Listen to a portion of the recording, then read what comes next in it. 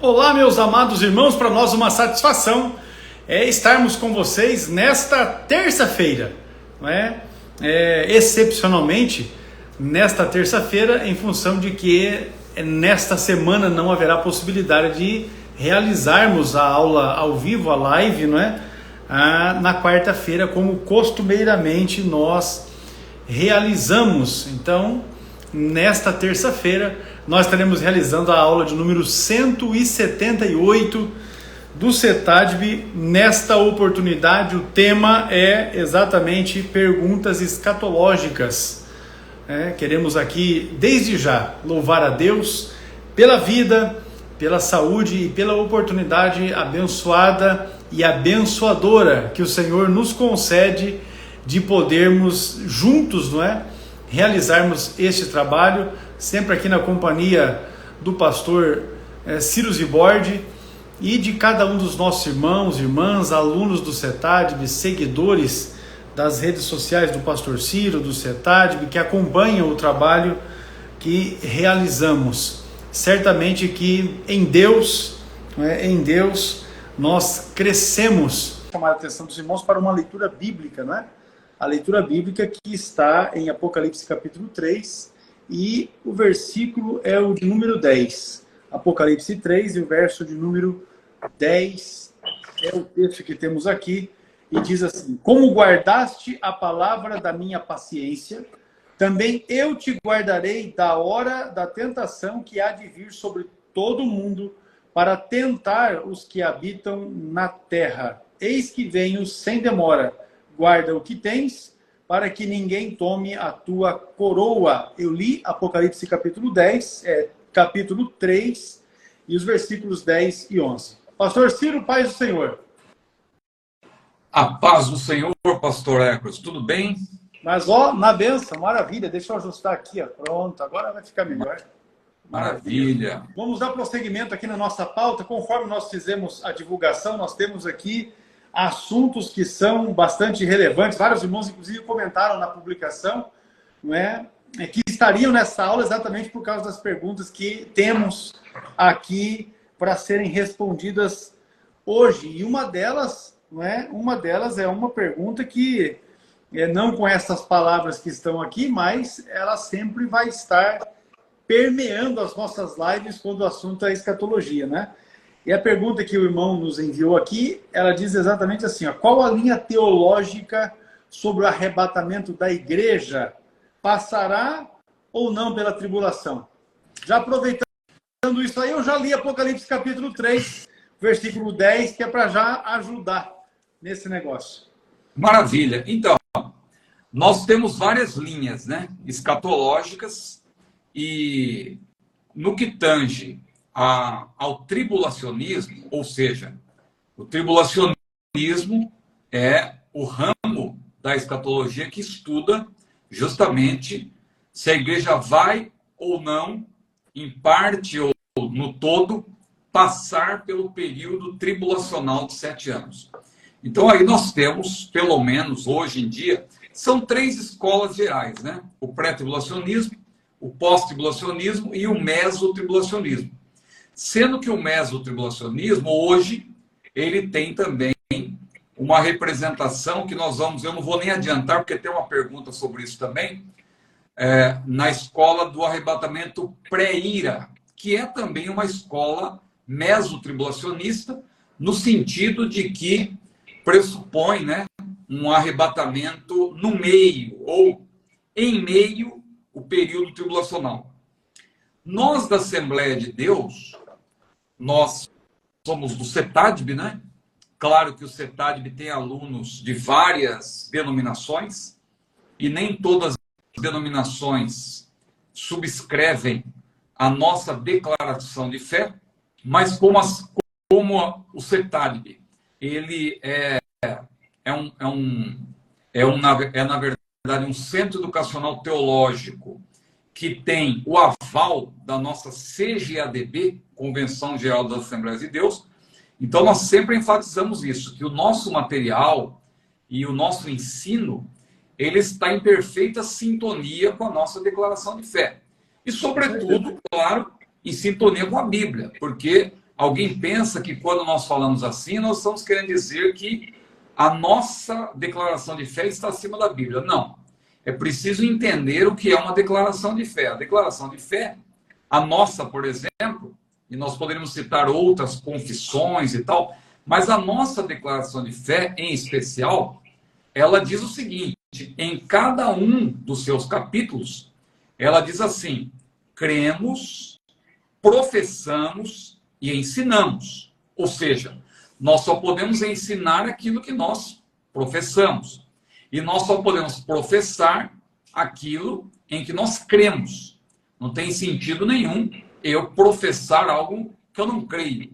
Então, por isso que às vezes eu falo algumas coisas, o pessoal não entende muito bem, eu falo, assembleiano que se preza, subscreve a sua declaração de fé. Porque eu, na minha maneira de pensar, o dia que eu não puder crer nas doutrinas que a Assembleia de Deus esposa, se eu não puder professar nem ensinar, ora, eu vou estar sendo um hipócrita.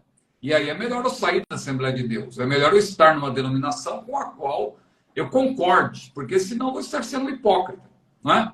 E considerando que eu tenho um ministério na área do ensino, eu seria uma pessoa frustrada se eu não pudesse ensinar na minha denominação aquilo que eu creio. Agora imagine eu na Assembleia de Deus com defendendo, por exemplo, subscrevendo a Confissão de Westminster, por exemplo. Não tem nada a ver com a Assembleia de Deus. Então, hoje em dia, tem pessoas que não entendem isso. Agora, quando eu defendo essa posição, eu defendo com convicção. Não é para... As pessoas, às vezes, levam para esse lado. O pastor Ciro põe a denominação acima da Bíblia. Não.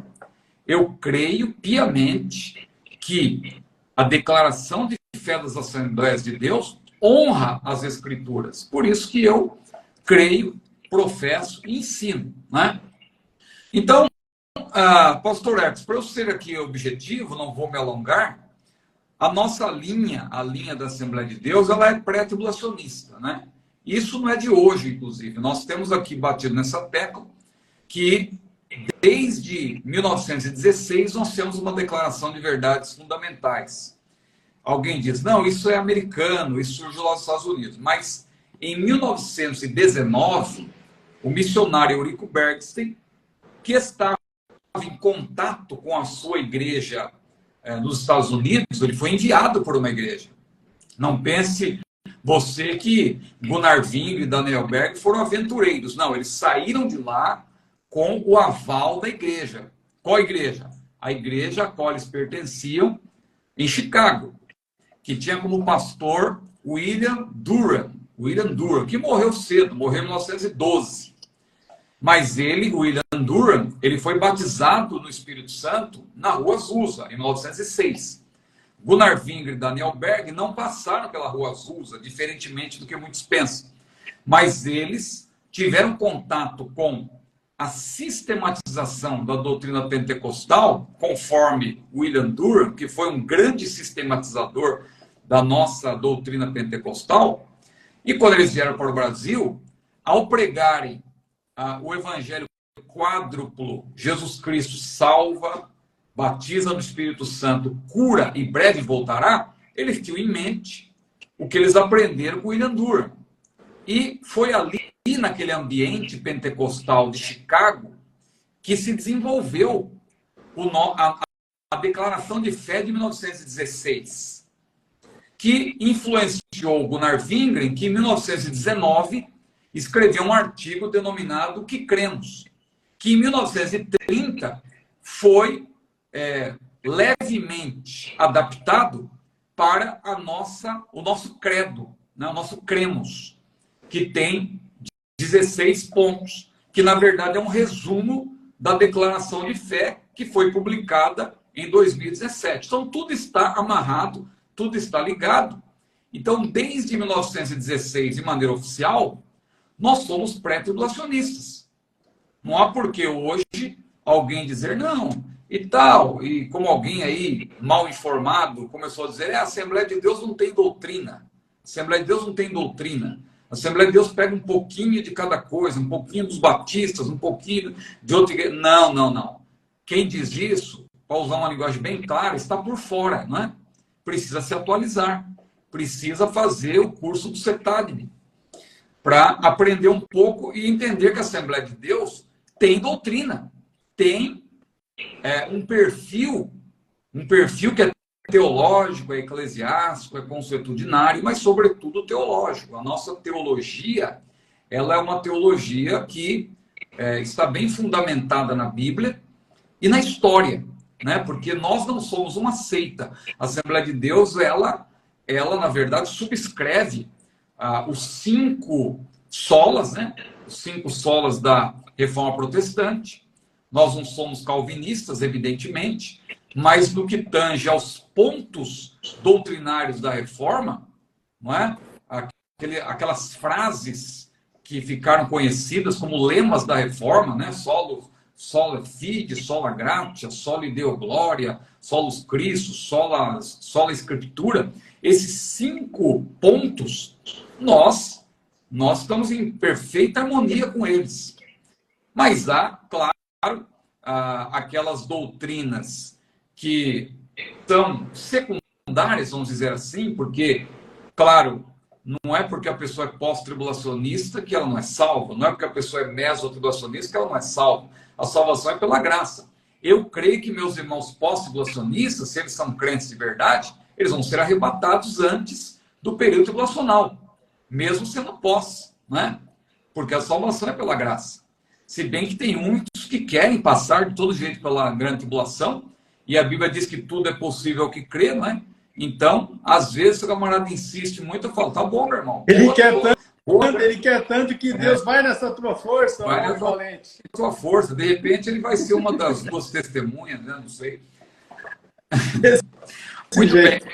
Então, pastor Edson, a nossa linha, eu não vou desdobrar muito, porque vai ter outras perguntas, mas a nossa posição, ela é pré-tribulacionista. Nós cremos piamente, porque a Bíblia, ela tem vários pontos aí, que a gente já expôs aqui, né? O senhor leu aí Apocalipse 3:10, que é muito claro, né? Como guardasse a palavra da minha perseverança, eu também te guardarei da hora. No grego é ektes horas, né?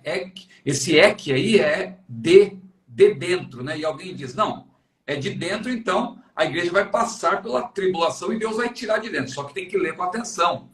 Ektes horas, ou seja, é de dentro da hora. Não vai passar nem pela hora, Deus vai tirar da hora. Deus vai tirar do momento que o período tribulacional vai começar. Não é da tribulação que Deus vai tirar, ele vai tirar da hora. Não vai nem passar pela hora. Não é? Então, é isso que tem que observar. Tem várias outras passagens, né? Primeira aos Tessalonicenses, em especial, nós estamos esperando, 1 Tessalonicenses 1:10, esperando aquele que nos livra da ira futura, e muitas outras passagens que nós poderemos citar, e já citamos aqui em várias lives, mas para não me alongar, eu vou parar por aqui. A nossa linha, então, assembleiana, não é? Dispensacionalista, porque a Assembleia de Deus, ela, claro, ela utiliza como método para interpretar a Bíblia o dispensacionalismo normativo. Então, porque nós cremos também que o dispensacionalismo normativo honra as Escrituras, porque, claro, acima do método está a própria Bíblia. O método não pode contrariar a evidência. Tem pessoas que colocam o método acima da Bíblia, mas o nosso caso não é esse. A gente adota um método que nós cremos que ele honra as Escrituras. Então, nós percebemos a importância desse método. Mas, claro, quem dá a palavra final é sempre a Bíblia, sempre a palavra de Deus. Então, o método, ele não pode contrariar a evidência. Um método, por exemplo, não pode partir do pressuposto de que a Bíblia não é a palavra de Deus, não pode partir do pressuposto de que Deus não existe. Agora, se o método honra as Escrituras, é importante ter um método. E nós adotamos o método do dispensacionalismo porque ele faz a separação entre Israel e a igreja, que nós vemos isso como bíblico. Ele preza a interpretação literal da Bíblia, literal ou retórica, porque o próprio texto se impõe pelo contexto. Ele também preza a revelação progressiva, tendo a glória de Deus como fator unificador, tudo isso está ligado ao método dispensacionalismo. E a Assembleia de Deus, ela adota esse método e por isso ela é pré-tribulacionista. Muito bem. A igreja será arrebatada antes do período tribulacional. A segunda questão que temos, pastor, ela diz assim: quando a igreja sair da terra, onde estará o Espírito Santo? Que é também uma questão bastante recorrente. Os irmãos têm essa dúvida, né? Se o Espírito Santo será tirado também, ou se vai permanecer. Essa questão também, vez por outra, ela chega, não é? Ela chega para as nossas aulas aqui. Essa questão precisa ser abordada de acordo com o contexto, né? De acordo com o sentido dentro do texto. Veja, em linhas gerais, se nós abordarmos o assunto do ponto de vista da teontologia, falando da natureza de Deus, e o Espírito Santo é Deus, claro que o Espírito Santo, ele é onipresente. Ele é onipresente, e pela onipresença e pela imensidade, ele sempre esteve em todos os lugares e sempre estará em todos os lugares. Pela onipresença e pela imensidade, não se assustem com o que eu vou falar, o Espírito Santo está até no inferno. Veja, pela onipresença e pela imensidade. Agora veja, o Espírito Santo está no inferno, ali, agindo no sentido de abençoar, no sentido de habitar? Não. Mas ele é onipresente, ele é onisciente, ele é onipotente, ele sabe tudo, ele está em todos os lugares ao mesmo tempo. Então, essa questão precisa ser vista primeiro do ponto de vista da natureza do Espírito Santo, que é Deus. Se ele é Deus, é claro que ele está em todos os lugares, sempre esteve e sempre estará. Então, nesse sentido, ele nunca vai sair da terra. Claro que não. Aí, vamos para o outro sentido. Qual sentido? O sentido de habitar, no sentido de estar no meio, no sentido de estar presente, abençoando, ajudando e convencendo o pecador. Bom, nesse sentido, aí vem a nossa explicação escatológica. A nossa explicação escatológica, plausível, que nós encontramos na Bíblia, é que o Espírito Santo, porque não tem nenhuma passagem clara que diga que ele vai sair da terra de fato, alguém usa aquele texto de 2 aos Tessalonicenses, capítulo 2. Há um que detém até que do meio seja tirado. É o Espírito Santo. Mas, claro, não pode ser o diabo, porque o diabo não está detendo a si próprio. Então, ali, claramente, é um poder do bem. É um poder ligado a Deus. É um poder da luz, não é um poder das trevas, porque as trevas estão sendo detidas. A luz está detendo as trevas. Há um que detém, ali está falando da revelação do homem do pecado. Então, há um que impede a manifestação do anticristo até que do meio seja tirado. Então, há um poder limitador do mal, há um poder que restringe o mal, que vai ser tirado para que o anticristo possa se manifestar visivelmente, em pessoa. Então veja, qual que é esse poder limitador? Se é um poder limitador e é contra Satanás, só pode ser... Quem que pode contra Satanás? Eu posso contra Satanás por mim mesmo? Não posso. O único que pode contra o poder satânico é o Senhor, porque Deus é o Todo-Poderoso. Então, só pode ser o poder divino que está restringindo a manifestação do homem do pecado. Agora, quem detém esse poder? É a própria igreja? Não. É o Espírito Santo que age por meio da igreja. Então, veja como a Bíblia explica a própria Bíblia. A Bíblia é análoga. Esse poder restringidor só pode ser o poder do Espírito Santo. Então, há um que detém até que do meio seja tirado. Agora, o Espírito Santo vai ser tirado da terra? Não diz isso o texto. o texto diz que há um que detém até que do meio, você entende o quê? Você não pode afirmar com base nesse texto que está falando do mundo.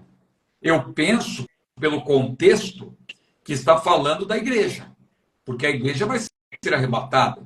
Se a igreja vai ser arrebatada, faz sentido que o poder do Espírito seja tirado do meio da igreja, já que ela vai ser arrebatada.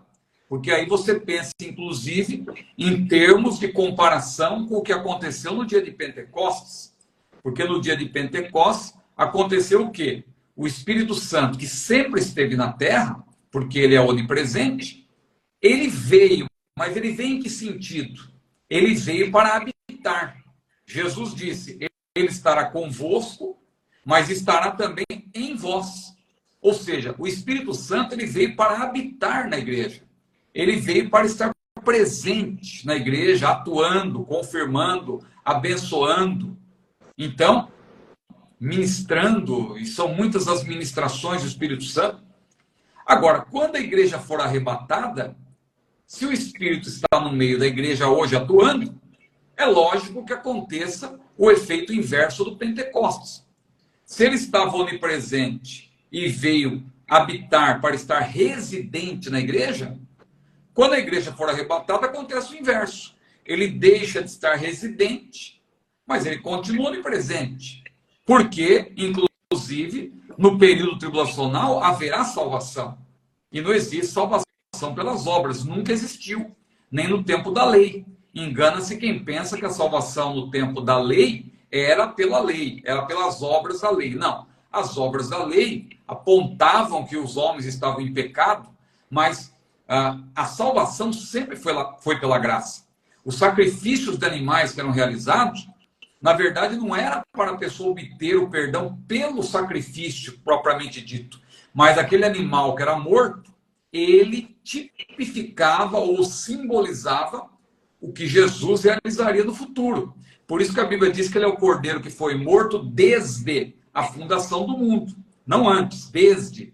Porque a partir do momento que Deus fundou o mundo e que começou por meio de Adão e Eva que pecaram, o pecado entrou no mundo, a partir daí foi necessário, Deus estabeleceu, né, dessa maneira, que houvesse um preço a ser pago, sacrifícios que eram feitos e tal. E aí, só que esses sacrifícios, eles em si mesmos, não perdoavam ninguém. Era o Senhor Jesus, que de maneira antecipada, porque a obra salvífica ela foi realizada na plenitude dos tempos, mas ela tem um efeito retroativo, ou, dito de outra maneira, as pessoas eram salvas antecipadamente pela obra que Jesus ainda realizaria. Então, voltando para a questão do Espírito Santo, quando a igreja for arrebatada, aquele que está no meio, que é o poder restringidor do Espírito, ele vai ser retirado, evidentemente, porque a igreja não vai precisar mais dele. A igreja vai ser arrebatada. E aí, o caminho estará aberto, estará franqueado, para que o homem do pecado possa se manifestar. Porque Deus dará a ele a permissão. Mas não quer dizer que o Espírito Santo ele vai sair completamente da terra. Porque vai haver salvação. E se vai haver salvação, não embarque nessa canoa furada de achar que a salvação vai ser pelo próprio sangue. Não, a pessoa vai ser salva derramando o próprio sangue e tal, porque ela vai ter que dar a sua própria vida. Não, meu irmão, não embarque nessa canoa furada. Isso aí é heresia. Porque não existe salvação fora da graça. Toda salvação é pela graça. E quem opera a salvação pela graça é o Espírito Santo. Então, as pessoas que serão salvas no período tribulacional, tudo bem. É com sofrimento, é com perseguição, o anticristo fará guerra aos santos, aqueles que não quiserem receber a marca da besta, aqueles que se mantiverem fiéis a Cristo durante o período tribulacional vão ser perseguidos, muitos vão ser mortos, vão ser perseguidos, o anticristo fará guerra aos santos, mas a salvação destes não será pelas suas próprias obras, será pela graça, ou seja, por meio do Espírito Santo, que não existe nenhum texto na Bíblia que diga que o Espírito Santo vai sair da terra. Procura-se quem inventou isso. Porque eu já vi gente dizendo que foi o pastor Antônio Gilberto. Só que eu nunca vi ele dizendo isso. E eu tenho o livro dele, tem apostilas dele, e o livro, o calendário da profecia, é muito claro. Ele diz que o Espírito Santo não vai ser retirado da terra. Ele fala isso mesmo, em outras palavras, que eu acabei de dizer. O Espírito Santo, ele até usa a expressão, o Espírito Santo sai da terra. Mas ele diz, sai no sentido de que ele não vai estar mais presente na igreja, mas ele continua na terra, porque haverá salvação. Continua no sentido de que o mundo vai estar em trevas, Deus vai estar derramando a sua ira, mas, claro, nunca faltará a graça de Deus para salvar o homem. Deus, alguém pode achar que isso é um absurdo, como pode, vai ter uma segunda chance. Então, quer dizer que quem não for no tempo normal pode ir na prorrogação. O pessoal brinca, achando que vai ser fácil esse período. Bom, quem quiser ficar na grande tribulação, se estiver vivo até lá, né? Porque a morte é iminente. Alguém pensa que só a vinda de Jesus que é iminente. A morte também é iminente. Eu estava aqui em casa esses dias, deixa eu só contar isso rapidamente. Eu estava me preparando para uma viagem, estava com a mala pronta, tudo arrumado, e começou um temporal aqui em Niterói, uma chuva intensa. Foi quinta ou sexta-feira passada, e aí uma chuva, aquele vento e tal, e eu fui tirar a rede lá, estava na minha varanda, outros objetos. Quando eu fui ali, tinha a varanda já estava com água, eu acabei escorregando, eu voei assim, caí de costas, que passei 1 centímetro mais ou menos de uma quina de concreto ali próximo do jardim. Se eu bato a nuca ali, hoje eu não estaria aqui seguramente, né? Mas eu bati as costas e tal, fiquei todo machucado, tive que tomar analgésico para viajar no dia seguinte. Mas veja, eu não estava esperando aquilo. A morte também é iminente. Nós não sabemos. Ninguém consegue determinar o dia da sua morte. Uns morrem com 10 anos, outros com 20, outros com 30, outros com 50, outros com 80. Tem alguns que conseguem passar dos 100, mas ninguém consegue determinar o momento exato. A morte é iminente. Então, meus irmãos, esse negócio de ficar brincando com isso, vou levar uma vida relaxada, porque se não for no tempo normal, vou na prorrogação. Pois é, cuidado, porque a morte... Pode não dar certo, né? A pessoa fica brincando com esse tipo de coisa, é melhor estar preparado, porque a Bíblia diz lá em 1 João, capítulo 3, versículo 3, qualquer esperança purifica-se a si mesmo, assim como ele é puro. Ou seja, o crente tem que estar preparado para o dia do arrebatamento. Mas a pergunta do nosso irmão é: quando a igreja sair da terra, onde estará o Espírito Santo? O Espírito Santo, ele vai continuar presente, porque ele é onipresente. Mas a igreja vai para a glória, vai estar na presença do Senhor. Na terra ainda haverá um período tribulacional e lembremos que haverá salvação, né? Então o Espírito Santo ele continuará atuando na terra. Mas também é um mistério para nós, né? O Espírito Santo ele pode estar ao mesmo tempo no céu e na terra. Ele não é, a gente não pode pensar de maneira limitada. Eu estou limitado ao tempo, ao espaço. O Espírito Santo não. Então, claro que hoje ele habita na igreja, no sentido de que ele está atuando diretamente na igreja. Como a Bíblia diz, perto está o Senhor daqueles que o temem. Perto está o Senhor. O que quer dizer isso? Quer dizer que ele está agindo em nosso favor. Agora, ele não está perto de todos? Sim. Os olhos de Deus estão em todo lugar, vendo os bons e os maus. Só que ele está perto no sentido de abençoar. Perto está o Senhor. Assim como também a Bíblia diz que ainda que o Senhor é excelso, ele atenta para o humilde. Mas ao soberbo, Deus conhece de longe. Deus não conhece o soberbo? Conhece. Mas conhece de longe. Em que sentido? Porque o camarada está distante dele. O camarada, ele não tem comunhão com o Espírito Santo. Mas não quer dizer que o Espírito Santo não esteja vendo tudo, acompanhando tudo. Vendo tudo, porque ele é onipresente, onisciente e onipotente. Maravilha, maravilha. Olha, eu estou crendo que daqui a pouquinho a irmã Eliane vai entrar por aqui, por essa porta que está aqui à minha direita, com água, porque eu acabei não trazendo água para cá. Provérbios 25 e 25, né? Como água fria para o pastor Hércules cansado. Eu creio que ela vai arrumar esse negócio já já. Mas vamos lá. no arrebatamento da igreja, nós receberemos um corpo glorioso. Queria entender, já que no milênio os arrebatados estarão presentes. Minha irmã, é uma irmã, né? Irmã falou isso. É. Minha irmã, eu também queria entender isso aí, mas não é o tempo ainda, né? A Bíblia diz em Romanos 8:18 que as aflições desse tempo presente não são para comparar com a glória que em nós, preste bem atenção, há de ser revelada. Há de ser revelada. Há coisas que não foram reveladas. Então, eu também queria entender como que vai ser esse negócio aí, que nós vamos estar num corpo glorioso, e as pessoas em corpos naturais vão estar no milênio, e nós vamos reinar com Cristo, e como que vai ser essa interação? Agora, a Bíblia já apresenta alguns exemplos disso, porque Filipenses 3, olha aí, a bênção chegando. Pai do céu, ó, aleluia! Maravilha.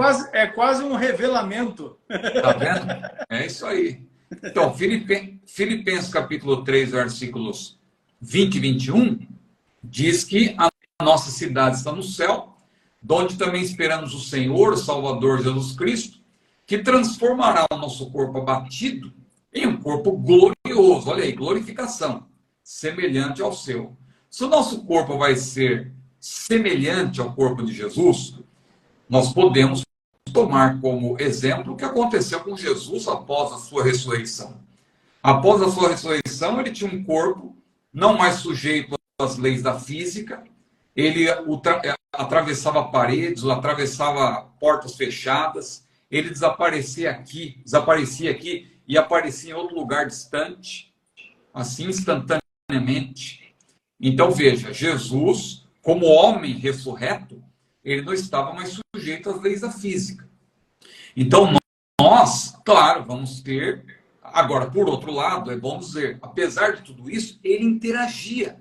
Inclusive, ele, para demonstrar que era ele mesmo, ele comeu pão, né? Comeu peixe com seus discípulos, né? Porque ele quis demonstrar para eles que era ele mesmo. Mostrou as mãos que estavam marcadas pelos pregos, os cravos, né?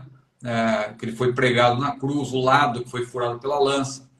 Então, mostrou para Tomé, olha aqui, Tomé, toca aqui para você ver que sou eu mesmo, né? Então, Jesus, ele interagiu com seus discípulos. Então, a igreja, mesmo glorificada, se ela vai reinar com Cristo e o milênio vai ser na terra, a igreja poderá perfeitamente reinar e interagir com as pessoas, Agora, a nossa irmã queria entender, né, como estarão presentes. Nós vamos estar presentes, isso é fato. Porque lá em 1 Timóteo capítulo 4, 1 Tessalonicenses capítulo 4, versículos 16 e 17, a Bíblia diz que o mesmo Senhor descerá do céu com alarido, com voz de arcanjo, com a trombeta de Deus. Os mortos em Cristo, os que morreram em Cristo, ressuscitarão primeiro. Depois nós, os que ficarmos vivos, seremos arrebatados juntamente com eles a encontrar o Senhor nos ares. E olha agora essa ênfase. E assim estaremos para sempre com o Senhor. Então, se nós vamos estar para sempre com o Senhor, primeiro, ele vai nos levar para o céu, evidentemente, porque não tem sentido nós irmos ao encontro do Senhor nos ares para descer para a terra de imediato, né? Como se fosse um ioiô. Nós já temos falado isso aqui. Isso aí. O arrebatamento de ioiô não tem fundamento bíblico, porque a igreja tem que ir para o céu. Jesus falou assim, virei outra vez e vos levarei. Então a igreja tem que ir para o céu, porque ela precisa ser galardoada, ela precisa participar das bodas do Cordeiro, e depois, no fim do período tribulacional, quando Jesus vier à terra, a igreja também vem com ele. Olha como a Bíblia explica a própria Bíblia. Paulo diz que onde o Senhor estiver, nós estaremos também. Estaremos para sempre com o Senhor. Então Jesus nos leva para o céu, maravilha, estamos lá. Aí Jesus, chega o momento dele descer a terra, por fim, o período tribulacional. Diz que os exércitos acompanham o Senhor. Alguém diz, não, esses exércitos são os anjos. Não diz nada da igreja, mas tem que ler com atenção. Porque se você ler com atenção, você vai ver que a Bíblia diz que aquele exército está vestido com vestes brancas, com linho finíssimo. E pouco antes, no mesmo texto, no mesmo capítulo 19 de Apocalipse, diz que o linho finíssimo é a justiça dos santos. E lá no capítulo 2, capítulo 3 de Apocalipse, também diz que aquele que vencer vai ser vestido de vestes brancas.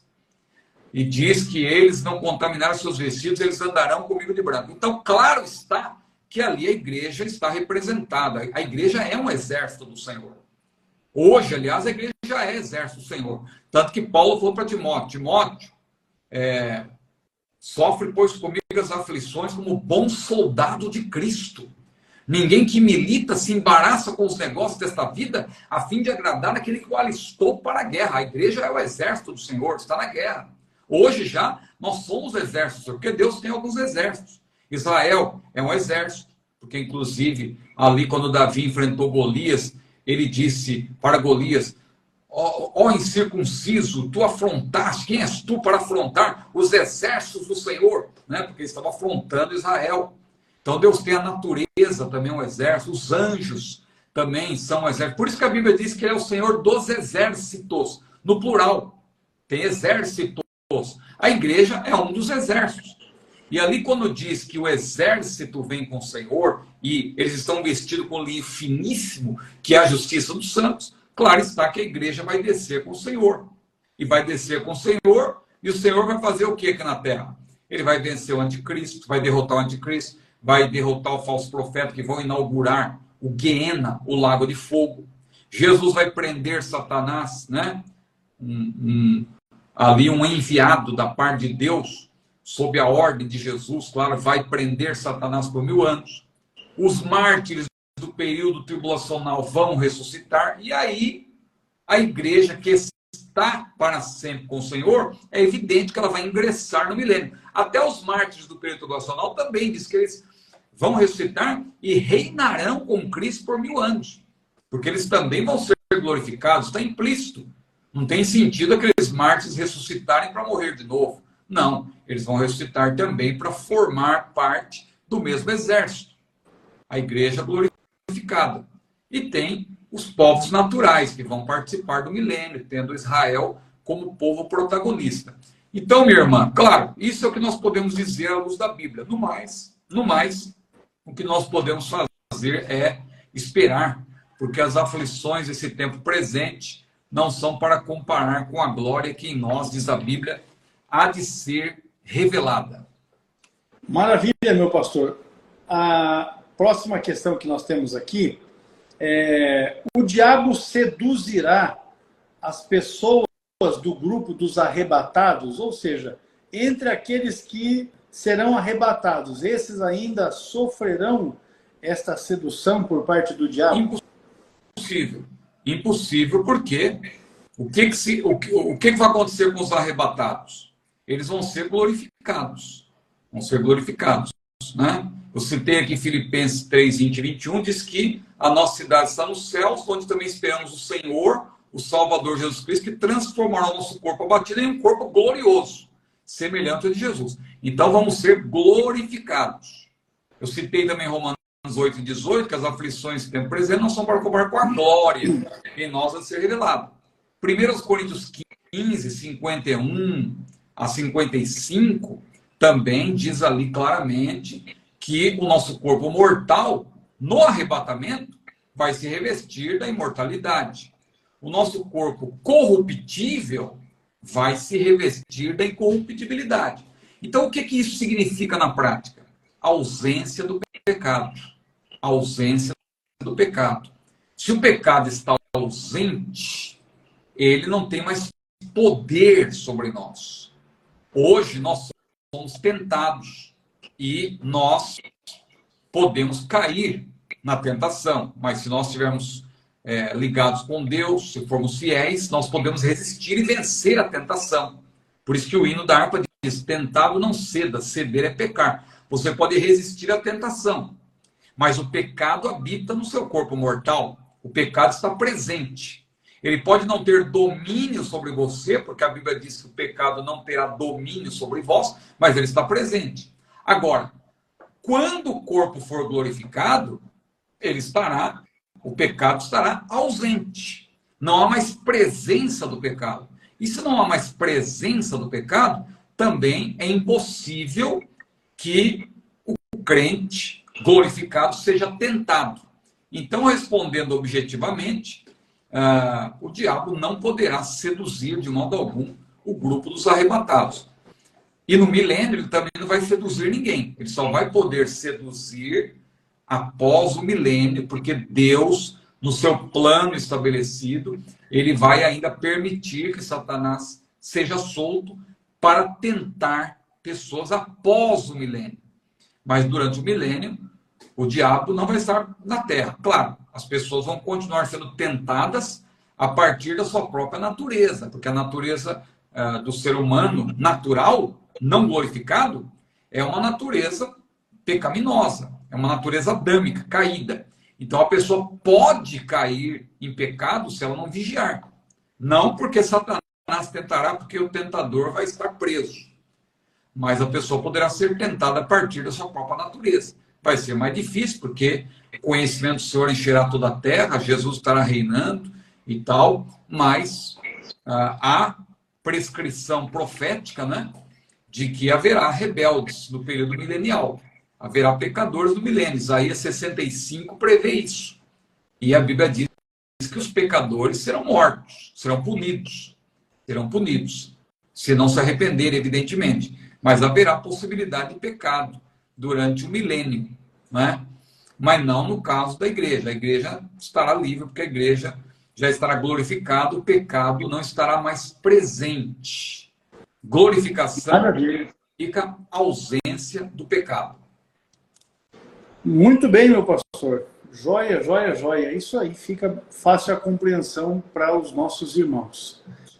De acordo com a parábola das 10 virgens e a igreja de Laodiceia e Filadélfia, podemos concluir que mesmo os salvos, por crerem em Jesus, uma parte não será arrebatada? Então, essa pergunta aí a gente precisa desmembrar um pouco para poder explicar. Porque aí tem a parábola das 10 virgens, tem a igreja de Laodiceia, Filadélfia e tal, e depois o irmão chega numa conclusão para fazer a pergunta. Vamos entender primeiro, rapidamente, o que a parábola das 10 virgens significa.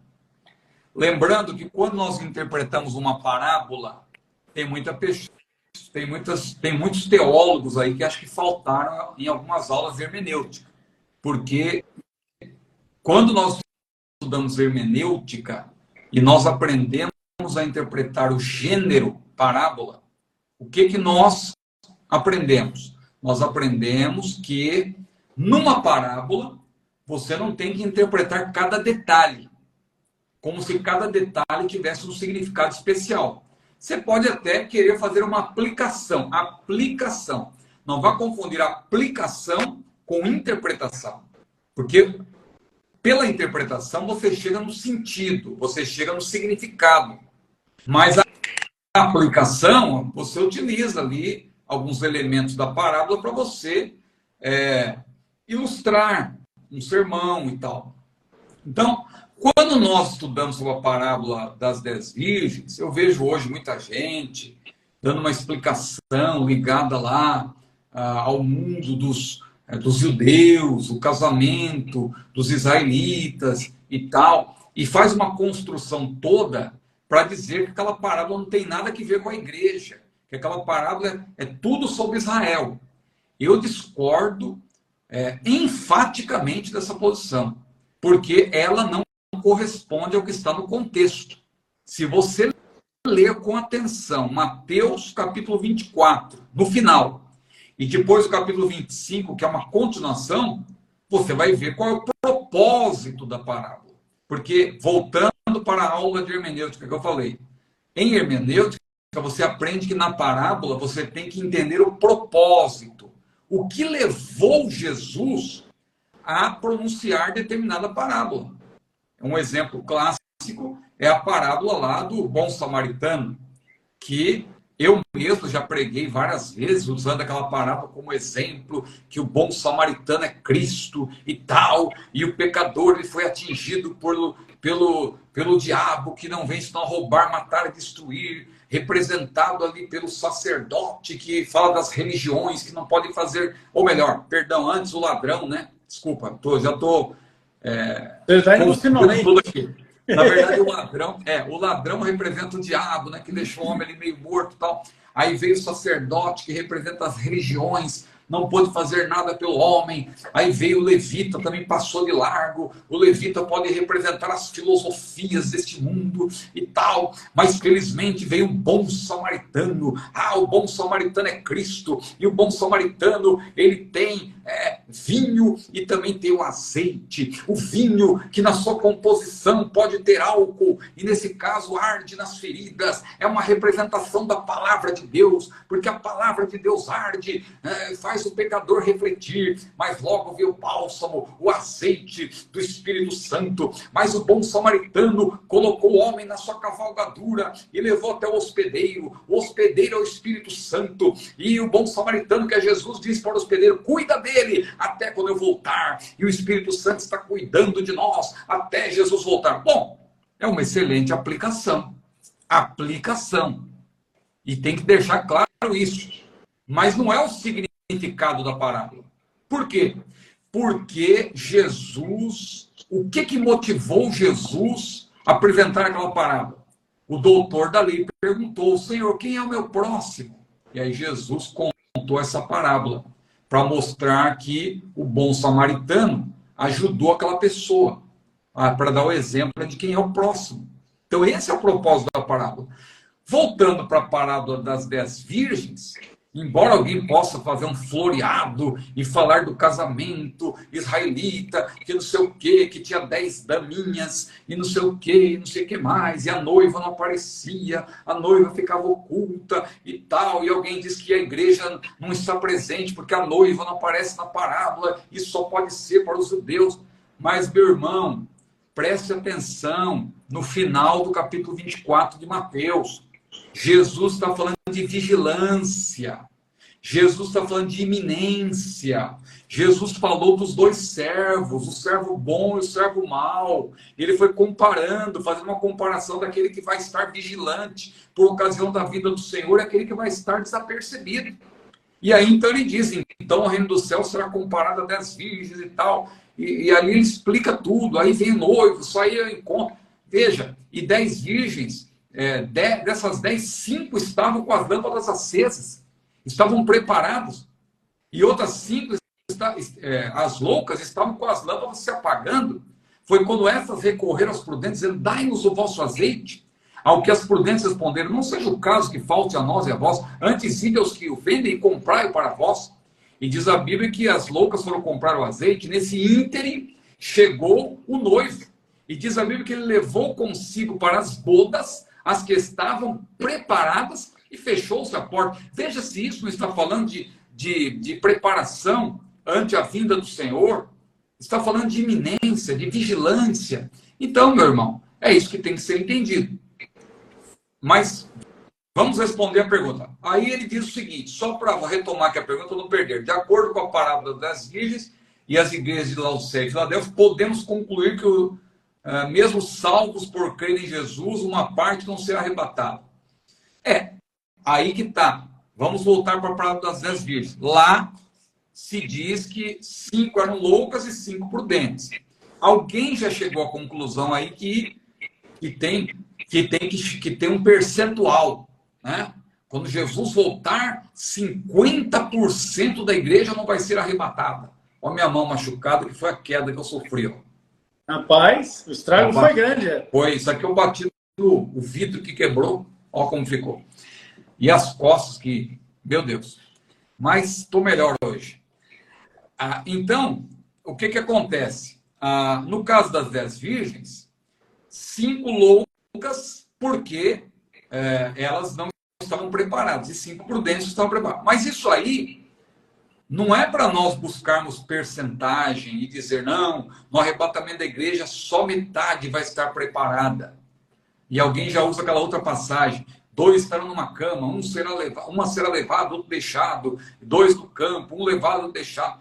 Veja, não é para estabelecer percentual, mas é para mostrar que nós temos que estar preparados por ocasião do arrebatamento da igreja. Agora, meu irmão, minha irmã, quem perguntou é homem ou mulher? Desculpa. É homem, é irmão. É homem, nosso irmão, né?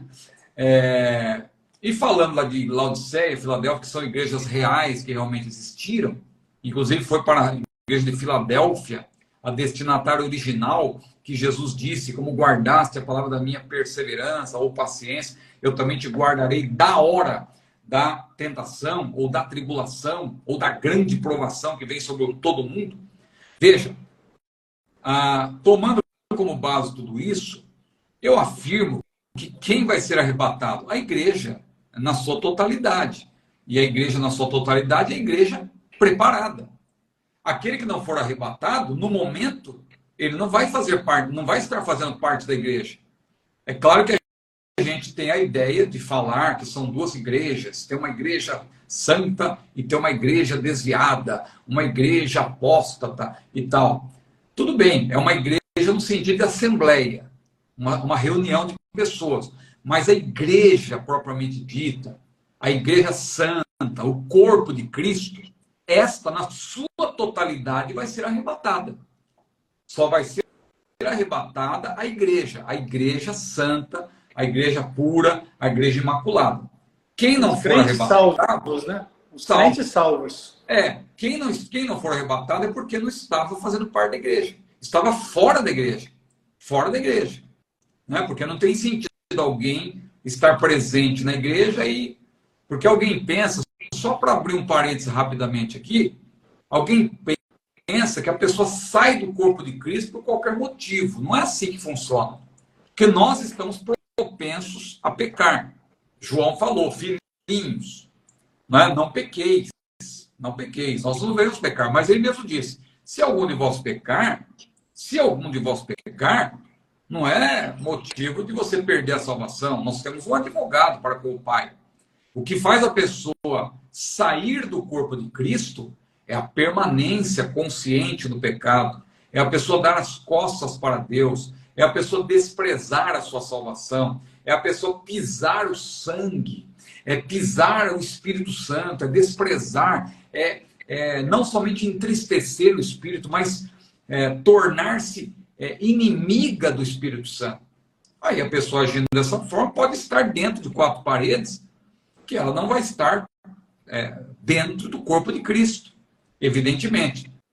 Então, tem que fazer uma distinção, e nós temos estudado isso esse trimestre dominical, também a distinção entre a igreja local e a igreja como corpo de Cristo, a igreja universal, né?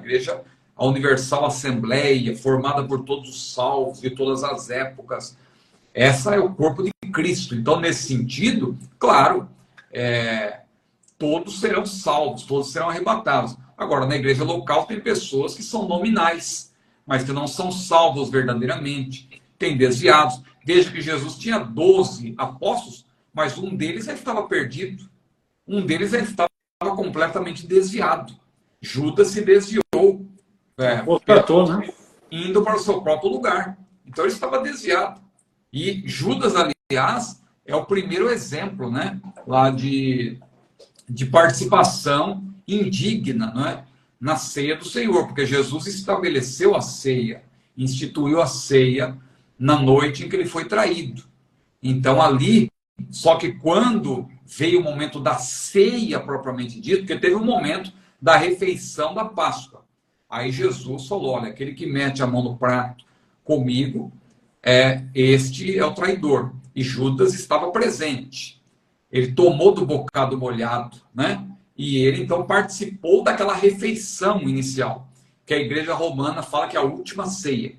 Só que, na verdade, Jesus ali, em seguida, ele instituiu a ceia do Senhor como instituição. E ao instituir a ceia, Judas já tinha saído, né? Ali, ele, claro, ele participou daquele momento inicial ali indignamente, porque ele já estava em pecado, né?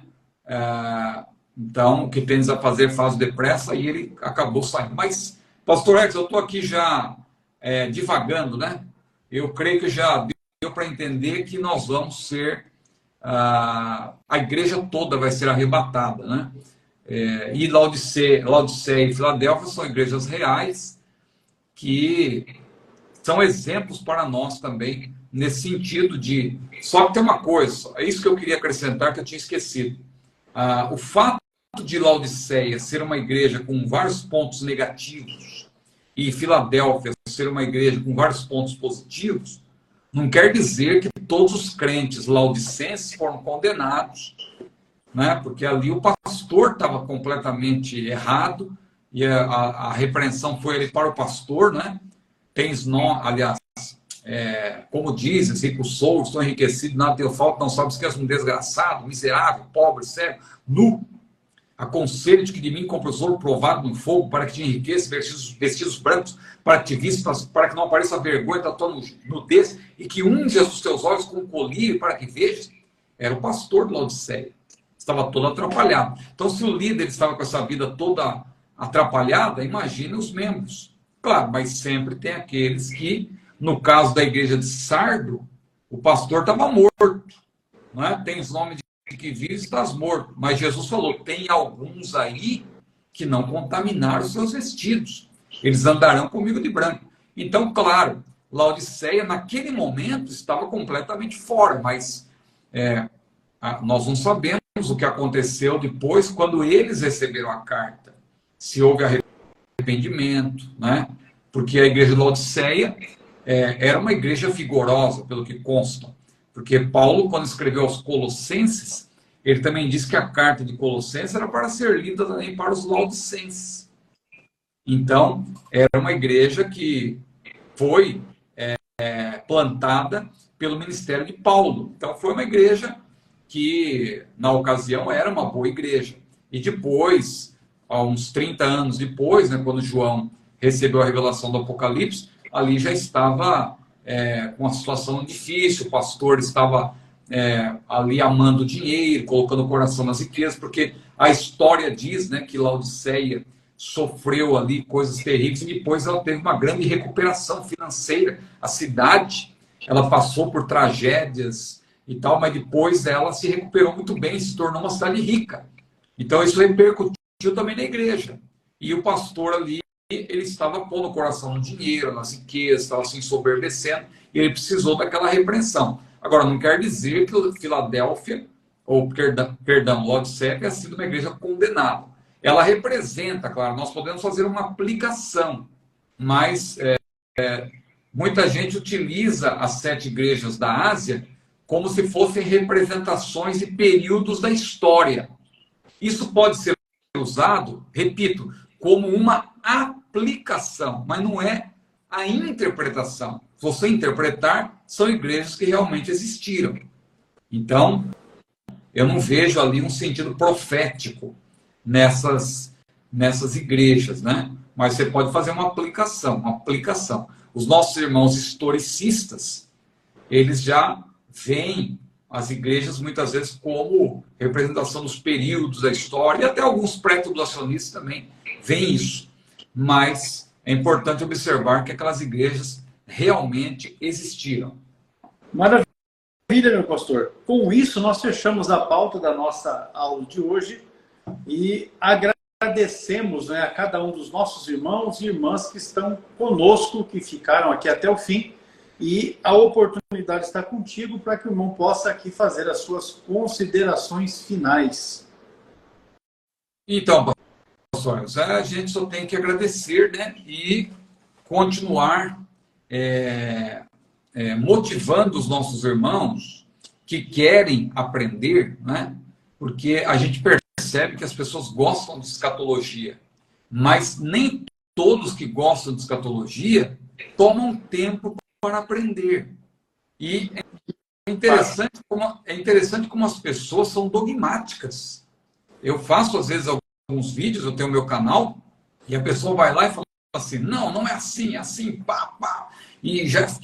Porque o fulano diz assim, diz o contrário. E às vezes a própria pessoa já diz, é assim, assim, assim. Aí eu pergunto, mas qual é a base? Não, eu acho que é assim, isso é o que...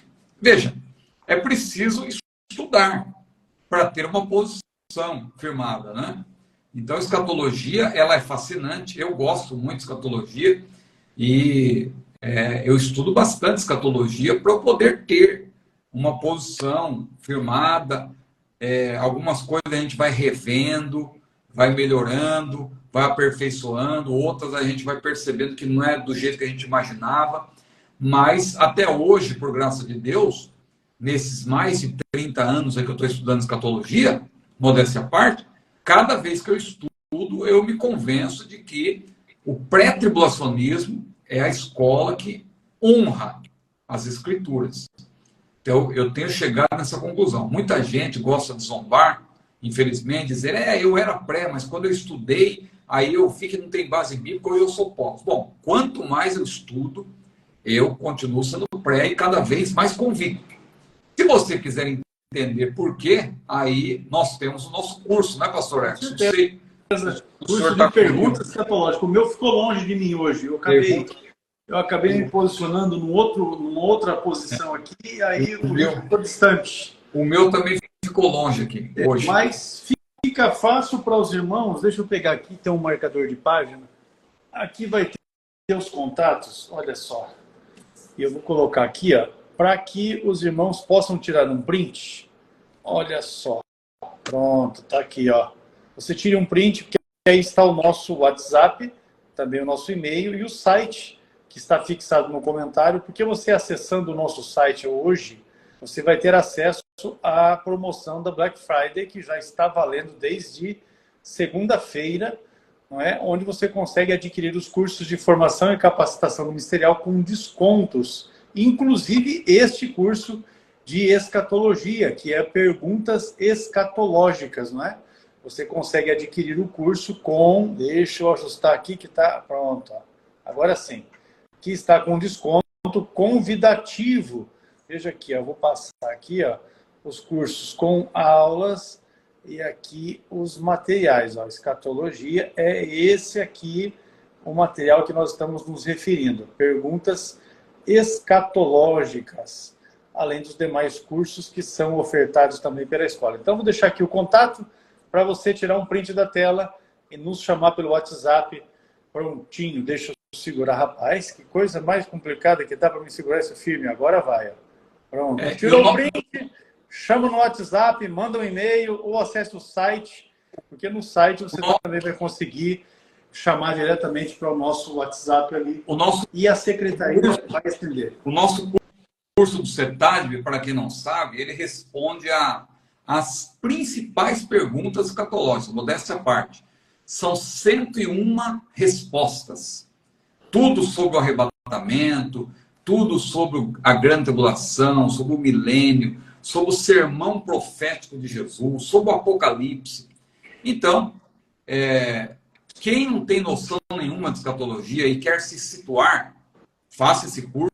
Em 2 meses você conclui, né, pastor? 2 meses. Dessa forma, 2 meses conclui o curso. E aí? Tem acesso ao módulo, tem acesso à playlist com as aulas então, que são liberadas. A nossa irmã está pedindo, irmã Eucibele, está pedindo indicação de livros, mas eu recomendaria fazer o curso, porque fazendo o curso, a irmã vai ter o horizonte ampliado, e aí, a partir daí, livros, eu estou sempre recomendando aqui, o pastor Edson também, tanto no canal do CETADB, no nosso canal também, tem até uma playlist lá, livros que eu recomendo e tal. Aqui mesmo no meu Insta tem uma bolinha de highlight, né? Que é também livros que eu recomendo, você vai encontrar. E aqui, se você der uma descida também no meu perfil, vai ver que toda hora eu estou recomendando livros escatológicos e tal. Mas eu recomendo primeiro, antes de tudo, a pessoa fazer o curso. Porque se você fizer o curso, você vai até entender melhor esses livros. E é uma coisa tão fascinante escatologia que eu, por exemplo, eu estou lendo o livro Escatologia há 30 anos. Eu não paro de ler. E eu gosto de ler. Toda vez que tem alguma coisa nova. Né? Sempre tem alguma coisa nova, uma coisa diferente e tal. E é importante isso aí, né? A gente vai se aperfeiçoando. Tá certo? Ô, pastor, deixa eu só mandar aqui A paz do Senhor aqui, eu vi que entrou uma pessoa aqui, ó, Matsura Shinji, acho que é isso. Acompanhando desde o Japão. Olha aqui. Do Japão, isso aí. Deus abençoe nossos irmãos. Tem irmão do Japão, tem irmão de Portugal, dos Estados Unidos, né? É benção. Nossa live está melhor que o Jogo do Brasil, né? Rapaz, com certeza. Com certeza.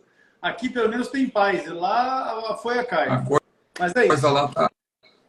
Pastor Ciro, muito obrigado. Deus abençoe a sua vida. Deus abençoe aí, irmã Luciana, irmã Júlia, né? E uma boa recuperação aí, porque o tombo, pelo jeito, foi feio. Rapaz, Foi feio. Até tive que chamar o camarada aí para trocar o vidro, que quebrou. E foi uma pancada. Eu montei uma ideia, eu caí e fiquei uns segundos assim, sem poder me mexer. Caí, bati. Eu bati as costas, né? Graças a Deus não bati a cabeça. Mas a minha esposa ficou me chamando, Ciro, e eu ali parado. Mas dali a pouco eu voltei, né? E me levantar, e graças a Deus. Eu fiz né? Eu acabei fazendo até um gracejo lá na igreja, pastor, irmãos, eu quero pedir oração, porque ontem, nesse mesmo horário, eu estava caído, né? Aí os irmãos tudo ficaram admirados, o irmão estava caído e já está aqui pregando.